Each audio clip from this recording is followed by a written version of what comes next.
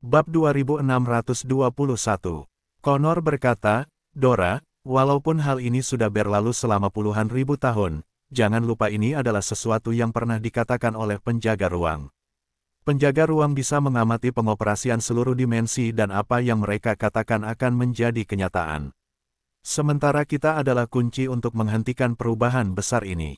Ya, menurut legenda, kultivator kuat akan melepaskan aura energi dari 4 sumber energi utama yaitu, naga biru, harimau putih, burung merah dan kura-kura hitam. Dia juga akan menghancurkan 4 keluarga besar kita. Haha, menurutku itu perkataan penjaga ruang ini mungkin nggak benar-benar akan menjadi kenyataan. Kekuatan manusia sama sekali nggak bisa mengendalikan dimensi. Sekalipun kedua penjaga ruang bisa melihat apa yang akan terjadi di masa depan, mungkin setelah mereka membantu kita, dimensi sudah berubah. Jadi, apa yang mereka lihat di masa depan mungkin saja nggak akan terjadi lagi untuk sekarang. Babbitt dan Groot saling menatap, dengan sedikit senyuman di mata mereka. Sekarang, keluarga Rowan dan keluarga Hilton bukan lagi keluarga lemah seperti 10.000 tahun yang lalu. Dalam pandangan Babbitt, meskipun kedua penjaga ruang itu kembali ke sini, mereka mungkin bukan lawan dari 4 keluarga besar. Hehe, Dora memahami maksud kedua orang itu, tersenyum tipis, mengambil anggur merah di atas meja, kemudian menyesapnya. Dia meletakkan gelasnya dan berkata, dua orang yang mengira dirinya kultivator kuat, dulu sudah pernah melakukan sesuatu. Kemudian, masalah itu mencapai titik di mana dia nggak bisa lagi mengubahnya. Karena sebuah kesempatan, keempat keluarga menjadi makin berkembang. Dalam hatiku, aku berterima kasih kepada dua kultivator kuat dari ruang atas itu. Haha, tapi bagaimanapun juga, sekarang kota utama Barker bukan lagi kota utama Barker 10.000 tahun yang lalu. Banyak hal yang sudah berubah, meskipun kita pernah berjanji pada dua kultivator kuat itu, sekarang kita sudah punya cukup kekuatan untuk melawan mereka. Dora mengangkat bahu tak berdaya sambil berkata, Connor, jangan lupa sekarang kita bisa membunuh mereka. Mereka cuma dua orang penjaga ruang dan kita bisa mengambil nyawa mereka. Kalau begitu, apa kita masih harus setuju dengan perjanjian mereka? Ini, Conrad mengerutkan kening, tiba-tiba merasakan teror dari mereka bertiga. Jika ketiga orang ini tidak menerima bantuan dari dua penjaga ruang, bagaimana mereka bisa mencapai status mereka saat ini? Namun, kini setelah mereka berkembang, mereka justru menjadi sangat liar dan sulit diatur. Tampaknya kultivasi 10.000 tahun tidak hanya memungkinkan mereka meningkatkan kekuatan kultivasi mereka, tetapi juga membuat hati mereka menjadi liar. Mereka bahkan mengabaikan penjaga ruang. Jika dua penjaga ruang yang kuat itu mengetahui hal ini, entah apakah mereka akan dibunuh atau tidak. Connor tidak ingin melanggar perjanjian dengan penjaga ruang, tetapi situasi saat ini tampaknya sangat tidak mendukung perjanjian ini.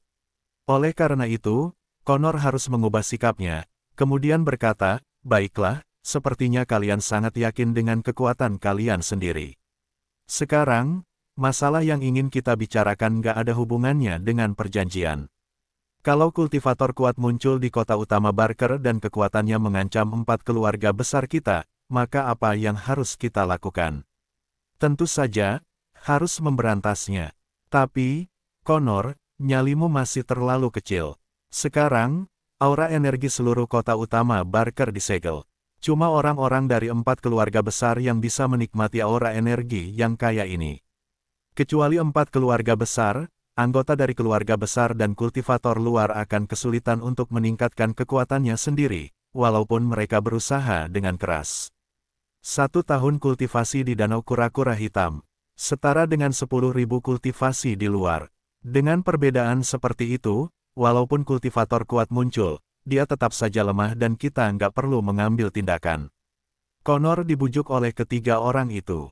Pria itu mengambil gelas anggur sambil berkata, aku harap begitu. Saat ini, Revon datang ke bawah paviliun dan berkata dengan hormat, Pak Connor. Connor meletakkan gelasnya seraya berkata, bagaimana? Apa sudah menemukannya? Revon menyahut, Pak, sudah ditemukan kalau aura energi Danau Kura-Kura Hitam kali ini hilang karena munculnya sungai bawah tanah. Sungai bawah tanah ini mengarah ke Gunung Salju Noze dan membentuk sebuah danau besar di bawah gunung salju itu. Bab 2622. Dora mengangkat gelas anggur di tangannya ke arah Connor seraya berkata, sekarang kita sudah menemukan lokasi sungai bawah tanah, kita cuma perlu memblokir sungai bawah tanah untuk memastikan aura energi danau kura-kura hitam nggak keluar lagi. Dengan begitu, masalahnya selesai. Connor memasang ekspresi khawatir di wajahnya. Meskipun dia sangat khawatir situasinya akan terus merugikan 4 keluarga besar jika berkembang lebih jauh, dilihat dari situasi saat ini, mungkin hanya ini satu-satunya cara untuk menyelesaikan masalahnya. Setelah berpikir sejenak, Connor bertanya, Revon, apa ada kultivator di dekat Gunung Salju Noze? Memang ada lebih dari puluhan kultivator di dekat Gunung Salju, mereka cuma sesekali pergi ke danau besar untuk mengambil air. Tapi, untuk menghindari kelalaian, aku sudah memperluas cakupan hingga radius 20 mil. Dalam radius 20 mil dari Gunung Salju Noze, aku sudah mengirim orang untuk membunuh mereka. Masalah ini juga nggak diketahui oleh dunia luar. Apa saluran keluar sungai bawah tanahnya sudah diblokir? Aku sudah mengirim orang untuk memblokirnya. Revon, kamu sudah melakukan pekerjaan dengan baik. Baiklah, turunlah. Terima kasih, Pak. Revon berbalik dan pergi. Dora bersama 2 orang lainnya membujuk Connor untuk minum beberapa gelas anggur. Kemudian, kepala 4 keluarga besar berjalan menyusuri paviliun seperti pria terhormat dengan tenang. Tidak lama kemudian, Babit, Groot dan Dora masing-masing berubah menjadi 3 bayangan dan menghilang tanpa jejak. Pada saat yang sama, Surya dan Hamdan yang sedang berkultivasi di dasar danau besar di Gunung Salju Noze, merasakan dengan jelas bahwa energi di dunia cermin perunggu telah melemah dengan cepat. Saat ini, Surya dan Hamdan sudah berkultivasi di dunia cermin perunggu selama 800 tahun. Hamdan membuka matanya, lalu berkata, Tuan, aura energi di dunia cermin perunggu makin melemah. Surya menyahut, aku tahu, sepertinya aura energinya sudah menghilang. Hamdan mengerutkan kening dan menjawab, Tuan, maksudmu keluarga Alvaro sudah menyadari bahwa energi danau kura-kura hitam telah keluar, jadi mereka memblokir saluran sungai bawah tanah. Jadi, energi danau kura-kura hitam nggak bisa mengalir ke dalam danau besar ini. Ya, itu benar, tapi ini juga sesuai dengan ekspektasiku. Senior Hamdan, mulai sekarang, kita harus mengandalkan diri kita sendiri. Apa maksudmu, Tuan? Bagaimana kalau kita langsung pergi ke kota utama Barker sekarang, menuju lingkaran teleportasi dan pergi ke kota utama Victor? Nggak bisa. 8 keluarga besar sudah ada selama puluhan ribu tahun dan kita baru berkultivasi kurang dari 1000 tahun. Kita nggak mungkin bisa menjadi musuh dari 8 keluarga besar. Tapi, menurutku dengan kultivasi kita saat ini, kita bisa berjalan bebas di luar kota utama Barker. Karena aura energi di sini diblokir, mari kita cari di tempat lain. Danau kura-kura hitam membentang ribuan mil. Aku pikir mungkin ada aura energi yang keluar dari tempat lain. Kita bisa mencarinya lagi. Keesokan harinya saat fajar, Surya mengajak Hamdan berangkat. Hamdan mengeluarkan peta, lalu mereka berdua memeriksa situasi di dekat danau kura-kura hitam sesuai dengan lokasi di peta. Mereka berharap sumber air tidak berpenghuni di dekat danau kura-kura hitam. Namun, ketika keduanya mendekati kawasan danau kura-kura hitam, mereka menemukan bahwa ada penjaga di depan mereka. Dulu, prajurit penjaga ini hanya akan muncul di kawasan danau kura-kura hitam. Sekarang, kehadiran mereka di sini membuktikan bahwa fakta keluarnya aura energi di danau kura-kura hitam telah diketahui oleh keluarga Alvaro. Apa lihat-lihat, ini bukan tempat yang bisa kalian datangi. Pergi dari sini, kamu. Bab 2623. Seorang prajurit meneriaki Surya dan Hamdan. Hamdan ingin maju ke depan untuk berdebat, tetapi Surya segera menarik baju Hamdan, lalu mengedipkan mata pada Hamdan, kemudian keduanya berbalik dan segera pergi. Dalam perjalanan, Hamdan berkata, Tuan, sepertinya mereka sudah mempersiapkannya sejak lama.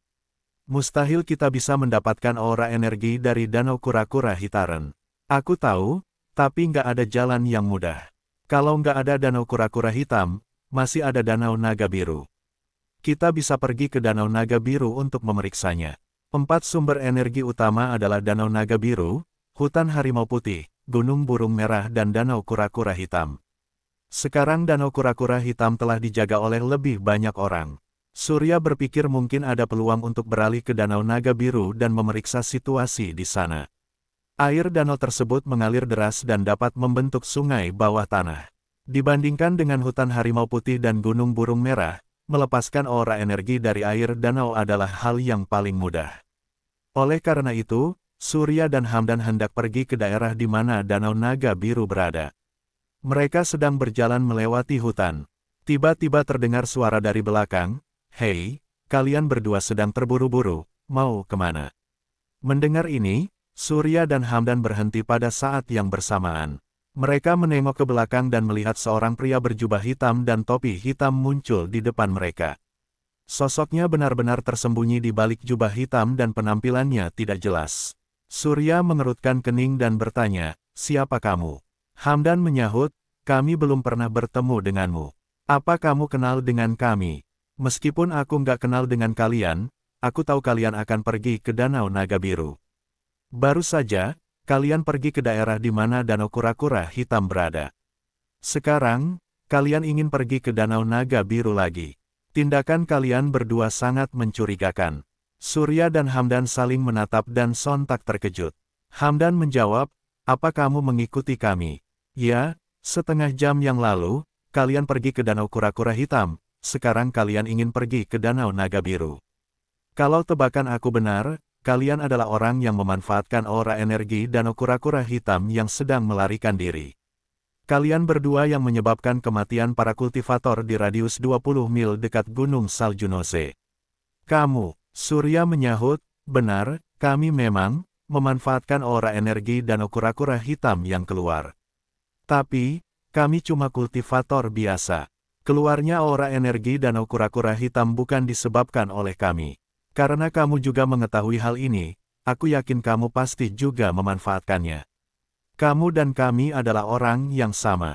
Kita semua mendapat keuntungan dari keluarnya aura energi Danau Kura-Kura Hitam. Yang patut disalahkan, kita cuma bisa menyalahkan keluarga Alvaro karena terlalu kejam. Aura energi Danau Kura-Kura Hitam ini adalah milik semua orang, tapi keluarga Alvaro ingin menganggapnya sebagai milik mereka. Kalau kamu punya kemampuan, pergi dan balas dendam pada keluarga Alvaro. Nggak ada gunanya kalau cari masalah dengan kami." Pria berjubah hitam itu mendengus dingin, berjalan mendekat seraya berkata, "Aku nggak bisa mengendalikan apa yang dilakukan keluarga Alvaro. Tapi, kalau aku memberitahu keluarga Alvaro tentang hal ini, aku pikir kalian pasti akan mati.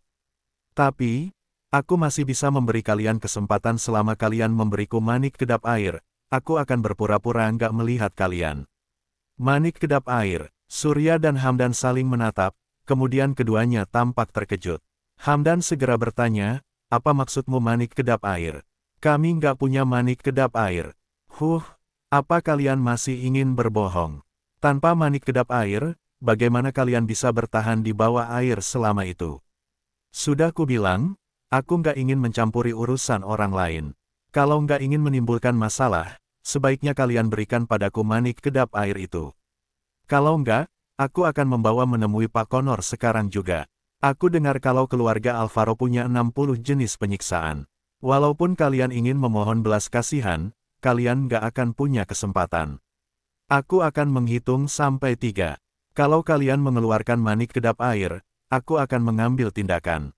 1, 2, 3. Pria berjubah hitam itu berteriak dengan marah, "Kalian yang meminta ini. Dasar brengsek, kalian bertekad cari mati, kalau begitu aku akan membawa kalian ke keluarga Alvaro sekarang." Bab 2624. Hamdan bertanya dengan ekspresi dingin, "Apa kamu antek keluarga Alvaro? Kalau begitu, kemari." "Sialan, kamu cari mati." Pria berjubah hitam itu berubah menjadi bayangan, dan bergegas menuju Hamdan. Hamdan merapalkan mantra, kemudian seluruh tubuhnya memancarkan cahaya putih. Dia mengepalkan tinjunya dengan tangan kanannya dan tiba-tiba meninju pria berjubah hitam itu. Pada saat ini, pria berjubah hitam mengayunkan pedang panjang di tangannya, lalu semburan energi pedang menghantamnya. Energi pedang segera menyapu, Surya langsung berteriak, "Senior Hamdan, hati-hati." Bayangan tinju cahaya putih membombardir energi pedang. Dalam sekejap, mereka saling bertabrakan. Terdengar suara ledakan yang keras dan gelombang energi yang kuat meletus. Pria berjubah hitam dan Hamdan segera terdorong beberapa langkah pada saat yang bersamaan. Pria berjubah hitam menatap Hamdan seraya berkata dengan terkejut, kalian sudah berkultivasi selama ribuan tahun. Sial, kamu yang memaksaku melakukan ini. Aku nggak pernah kalah dan hari ini aku juga nggak akan kalah.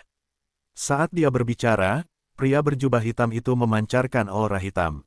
Pada saat yang sama, Hamdan mencibir dan menyahut, karena kamu berani menghentikan kami, hari ini aku juga nggak akan melepaskanmu begitu saja. Pria berjubah hitam dan Hamdan saling menatap, keduanya tetap diam. Di kota utama Barker, jika dua musuh bertemu, tidak akan ada banyak perkataan. Terlepas dari alasan kebenciannya, semua hanya akan diselesaikan melalui pertarungan. Yang selamat akan menjadi pemenang, sedangkan yang mati pada akhirnya akan berubah menjadi debu. Karena kota utama Barker adalah kota pembunuhan dan penuh dengan adegan pembunuhan. Jadi, bagi kultivator biasa, tidak ada yang disebut benar dan salah, baik dan jahat di sini, hanya ada satu pertarungan. Siapapun yang menang adalah yang kuat. Di sini, hukum kelangsungan hidup seperti binatang yang paling dasar juga telah menjadi hukum kelangsungan hidup tertinggi bagi kultivator biasa. Oleh karena itu, mereka yang bisa bertahan hidup di kota utama Barker semuanya adalah orang-orang yang ambisius. Hamdan pernah bertemu dengan beberapa orang yang ingin membunuhnya sebelumnya, tetapi pada akhirnya semua orang itu tewas dalam pertarungan. Sementara Hamdan masih tetap hidup, meskipun Hamdan adalah orang yang rendah hati. Begitu musuh muncul, Hamdan akan membunuhnya, tidak peduli seberapa besar risikonya. Karena di kota utama Barker, tidak ada peluang dan pilihan yang adil. Oleh karena itu, cara terbaik adalah membunuh lawan secepat mungkin. Dasar sombong. Pria berjubah hitam itu mendengus dingin dan berkata, orang yang sombong. Kalau begitu, aku akan membuatmu merasakan kekuatan pedang terbang badai salju milikku. Begitu dia selesai berbicara, aura hitam yang keluar dari tubuh pria berbaju hitam membentuk tornado, langsung menggulung kepingan salju di tanah ke udara. Kemudian, aura hitam mengelilingi pria berbaju hitam itu dan membentuk badai aura hitam. Pria berjubah hitam itu memegang pedang di tangan kanannya, lalu dengan tangan kirinya, dia menggunakan jari telunjuk dan jari tengahnya untuk menyapu bilah pedang sambil menarik sudut mulutnya. Energi gelap. Hamdan berkata, memangnya menurutmu kamu masih punya kesempatan untuk menghunus pedangmu di depanku? Terima kematianmu. Dengan kilatan cahaya putih, Hamdan berubah menjadi bayangan dan bergegas menuju pria berjubah hitam. Melihat ini, pria berjubah hitam berteriak dengan marah, pedang terbang badai salju. Begitu dia selesai berbicara, badai aura hitam yang kuat menyelimuti badai dan bergegas menuju Hamdan. Hahaha, dasar brengsek. Kamu sudah jatuh ke dalam perangkap. Seru pria berjubah hitam itu sambil tertawa liar, lalu mengeluarkan jimat. Detik berikutnya, Hamdan meninju badai aura hitam dan kekuatan cahaya yang kuat langsung membubarkan badai aura hitam tersebar. Pedang panjang yang melayang di udara berputar dan mulai berhenti karena melepaskan kekuatannya. Bab 2625. Saat melihat hal tersebut, Hamdan merasa bangga. Tiba-tiba, pria berjubah hitam itu menghilang dari tempatnya. Dia muncul di belakang Hamdan dan hendak menusuk punggung Hamdan dengan pedang panjang di tangannya. Namun, pada saat ini pedang hitam langsung menembus tubuh pria berjubah hitam dengan lebih cepat. Pedang panjang di tangan pria itu tergantung di udara. Hamdan menengok ke belakang dan melihat Surya yang sedang memegang pedang naga iblis dan menembus dada pria berjubah hitam itu. Serak, pria berjubah hitam berubah menjadi aura hitam dan menghilang. Dalam sekejap, dia muncul di sisi kiri Surya dan hendak menikamnya dengan pedang. Surya sangat cepat dan maju selangkah menebas pedangnya. Pria berjubah hitam itu menghilang lagi dan berubah menjadi aura hitam. Kemudian, hanya dalam beberapa detik, pria berjubah hitam muncul di dekat Surya dan Hamdan sebanyak Surya setiap kali. Surya kemudian berkata dengan nada dingin, kamu sudah berteleportasi 6 kali. Sekarang, tersisa satu kesempatan. Dalam sekejap, pria berjubah hitam muncul 100 meter jauhnya. Surya berteleportasi dan muncul di belakang pria berjubah hitam, lalu membunuhnya dengan tebasan pedang. Pada saat ini, Hamdan berlari dan berkata dengan terkejut, "Tuan, orang ini ternyata adalah seorang kultivator jimat. Barusan, kalau kamu nggak mengambil tindakan, aku mungkin sudah mati di tangannya." Ya, kekuatan seperti itu benar-benar muncul di sini. Sepertinya, dia mungkin anggota keluarga Alvaro. Keluarga Alvaro. Hamdan tertegun sejenak, lalu dia membungkuk dan menggeledah tubuh pria berjubah hitam itu. Hamdan kemudian menemukan dua cincin dimensi. Salah satu cincin dimensi memiliki perjanjian darah dan tidak dapat dibuka. Sementara itu, cincin dimensi yang lainnya belum memiliki perjanjian darah. Melihat ini, Hamdan sangat gembira. Dia langsung memakai cincin dimensi dan membalikkan tangan kanannya. Tiba-tiba, sebuah lencana kota utama muncul di tangannya. Hamdan menunduk dan melihatnya, kemudian berkata dengan penuh semangat, "Tuan, benar kalau orang ini adalah anggota keluarga Alvaro." Lencana ini memiliki simbol keluarga Alvaro. Surya mengambil lencana kota utama dari Hamdan, melihatnya dengan hati-hati sebentar, kemudian menyahut, "Ternyata ini lencana kota utama. Orang ini sepertinya nggak setia kepada keluarga Alvaro." Hamdan menimpali, orang ini mungkin cuma kultivator pinggiran dari keluarga Alvaro, tapi kultivator jimat adalah sosok yang sangat kuat. Orang ini adalah kultivator jimat dan benar-benar di luar dugaanku. Surya juga pernah mendengar Master Naga Air Alkot menyebutkan tentang kultivator jimat sebelumnya. Ada rumor yang mengatakan bahwa kultivator jimat dapat meminjam energi dimensi untuk membuat lingkaran sihir khusus, berteleportasi dan memanggil monster yang kuat. Siapapun yang berkultivasi segala jenis aura energi dapat menjadi kultivator jimat. Hanya ada satu kultivator aura energi khusus yang tidak dapat menjadi kultivator jimat.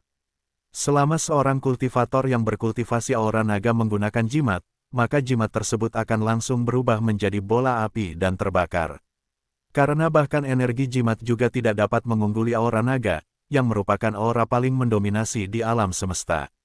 Awalnya, Surya mengira kultivator jimat sangat kuat, tetapi setelah pertarungan tadi, Surya menganggapnya sangat konyol. Karena setiap pria berjubah hitam berteleportasi, Surya dapat mendeteksi posisi lawan melalui aura naga.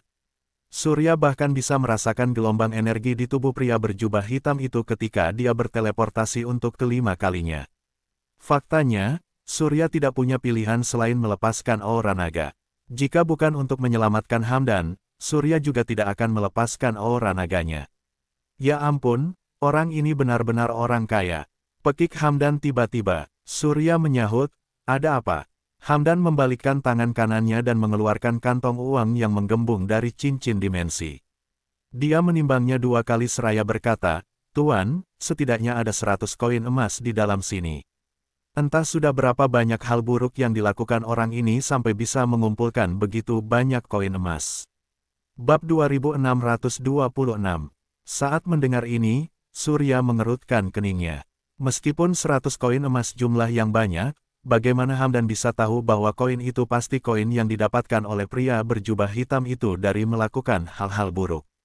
Lalu, Surya bertanya, "Bagaimana kamu tahu kalau dia mendapat koin emas itu dari hal yang buruk?"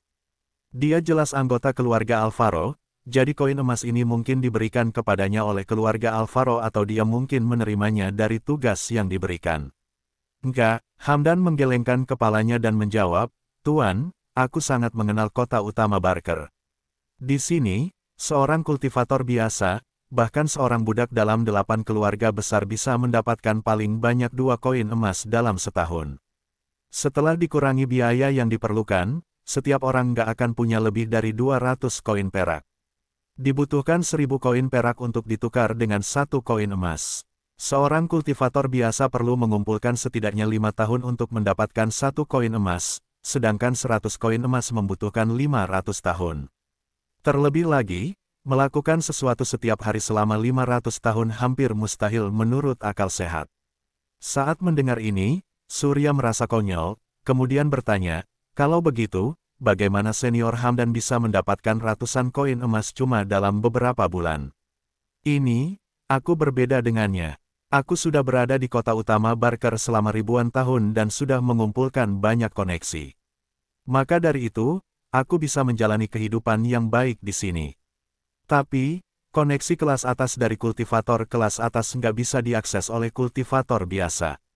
Sekalipun punya kultivasi yang sangat kuat, selama nggak mengenal, itu sama saja dan cuma bisa menjadi kultivator biasa. Surya menyahut, sepertinya sekarang kita cuma bisa menjadi kultivator biasa. Sebuah bola cahaya muncul di telapak tangan Hamdan, lalu mengenai tubuh pria berjubah hitam. Dalam sekejap, tubuh pria berjubah hitam berubah menjadi bubuk. Hamdan kemudian berkata, "Tuan, kamu mengingatkan aku kalau orang ini punya dasar kultivasi yang sangat kuat. Dia pasti mendapatkan perhatian khusus dari manajemen keluarga Alvaro. Sekarang, dia sudah mati. Hilangnya orang ini pasti akan segera diketahui oleh keluarga Alvaro. Jadi, cepat tinggalkan tempat ini dan segera pergi ke Danau Naga Biru." Ya, Surya mengangguk. Kemudian mereka berdua menyingkirkan aura mereka dan segera menuju ke daerah di mana Danau Naga Biru berada. Sekarang, Surya telah berkultivasi di dunia cermin perunggu selama hampir 1000 tahun.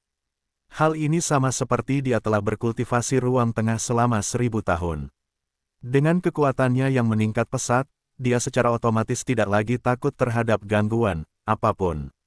Oleh karena itu, Surya dan Hamdan tidak mengambil inisiatif untuk menyembunyikan aura mereka, tetapi memilih untuk melepaskan aura mereka. Dengan cara ini, para kultivator yang tidak cukup kuat, tidak akan menantang mereka sesuka hati. Sehingga mereka tidak perlu terlibat dengan banyak masalah yang tidak perlu. Saat mendekati lokasi Danau Naga Biru, keduanya mengatur napas dan berjalan cepat menuju Danau Naga Biru.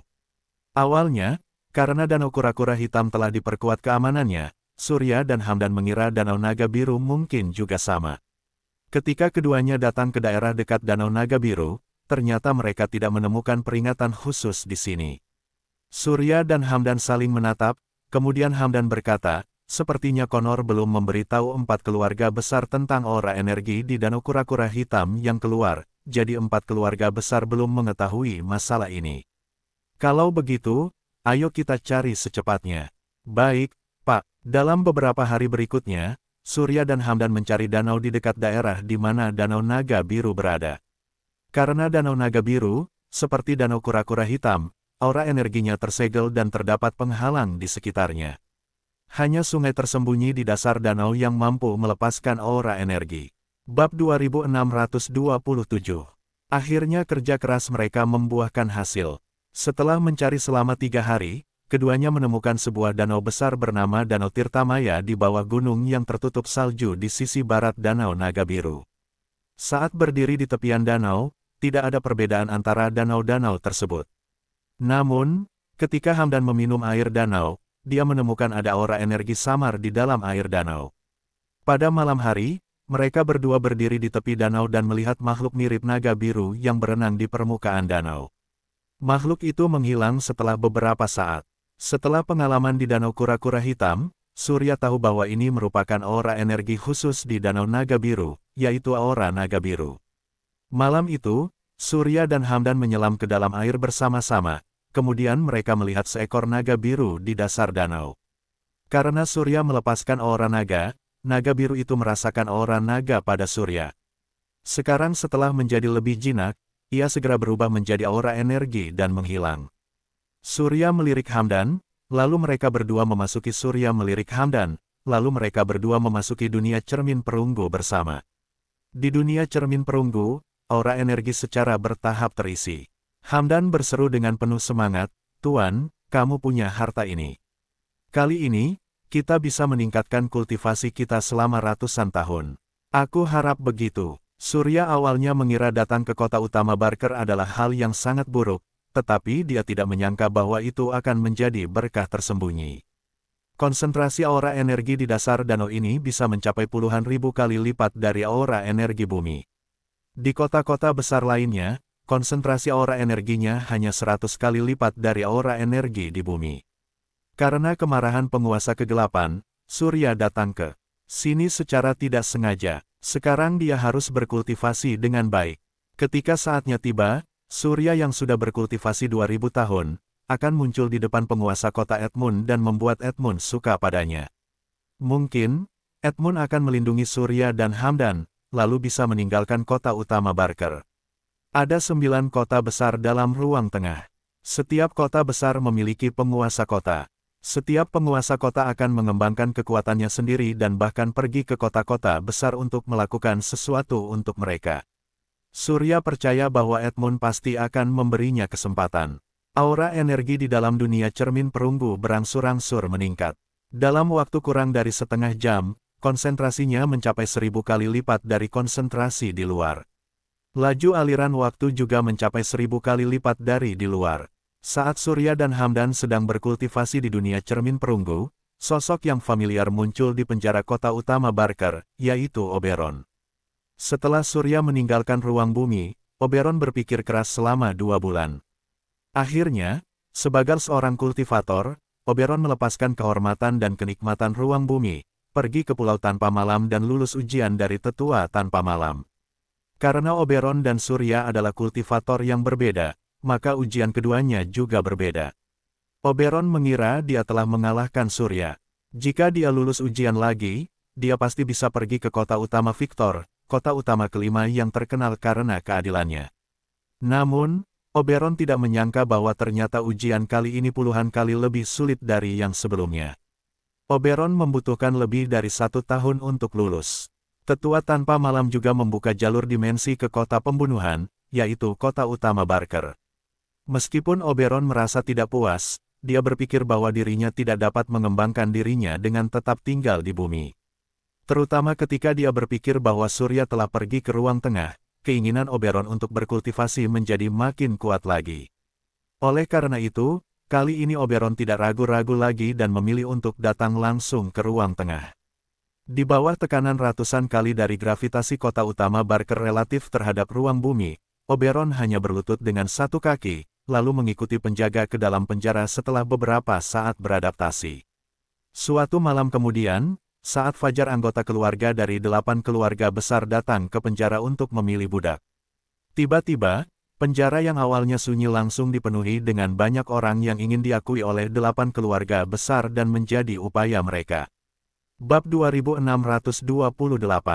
Oberon sudah duduk bersila di tanah, memejamkan mata dan berkultivasi.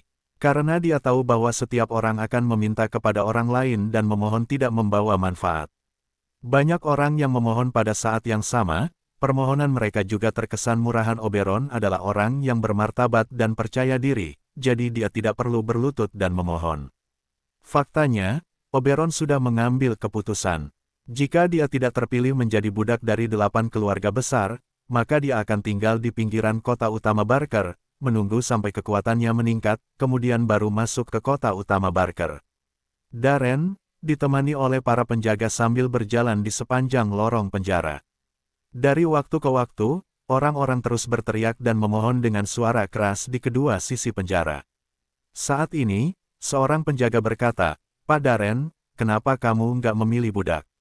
Apa karena budak saat ini kurang baik?" Darren terdiam beberapa saat, lalu menjawab, "Terakhir kali, aku memilih seorang budak dan karena budak ini, aku dimaki oleh Pak Felton selama 1 jam penuh." Walaupun kejadian ini sudah berlalu, saat memikirkannya sekarang, hatiku masih merasa nggak nyaman. Tapi, kalau kamu diperintahkan untuk memilih budak, tapi kamu nggak tertarik dengan salah satu dari mereka, bukankah kamu akan disalahkan oleh Pak Felton saat kamu kembali? Hai, benar juga apa yang kamu bilang. Baiklah, kalau begitu aku akan memilih beberapa budak untuk bekerja. Mulai sekarang, keluarga Rowan kamu harus lebih ketat dalam mendisiplinkan budak. Saat dia berbicara, Darren menatap ke penjara dengan santai. Dalam sekejap, Darren memperhatikan Oberon, langkahnya terhenti, dia mengerutkan kening dan berkata, "Buka pintu penjaranya." "Baik, Pak." Penjaga membuka pintu penjara, lalu 5-6 kultivator berlari ke pintu penjara, berlutut di tanah dan bersujud kepada Darren. Mereka berharap mendapat pengakuan dari Darren dan akhirnya menjadi budak keluarga Rowan. "Pak, pilihlah aku, Pak." Darren menyahut dengan nada dingin, "Pergi dari sini." Penjaga itu melangkah maju dan mengusir beberapa kultivator. Mengikuti pandangan Darren, matanya tertuju pada Oberon yang sedang duduk di sudut sambil menyilangkan kaki dan mengatur napas di pojok. Penjaga itu kemudian berteriak kepada Oberon, "Hei, yang duduk di pojok. Pak Darren dari keluarga Rowan, ingin bertemu denganmu, cepat kemari. Mendengar ini, Oberon membuka matanya, menatap Darren sambil menyahut, baik Pak. Tidak lama kemudian, Oberon berdiri dan berjalan ke arah Darren. Dia berlutut dengan satu kaki sambil menyapa, salam hormat dari Oberon kepada Pak Darren. Darren menatap Oberon yang berlutut di tanah dan mengingat hari-hari ketika dia dipermalukan oleh Surya. Dia seolah melihat bayangan Surya di Oberon. Darren mencibir sambil bertanya, namamu Oberon, kan? Benar sekali. Baiklah, sekarang kalau ku beritahu, kamu segera kembali ke tempatmu sebelumnya, lalu berjalan ke arahku sambil berlutut. Kalau kamu bersedia melakukannya, aku janji untuk memilihmu menjadi budak keluarga Rowan. Apa kamu bersedia melakukannya? Aku bersedia, Pak. Aku bersedia. Bersambung ke bab 2629. Terima kasih.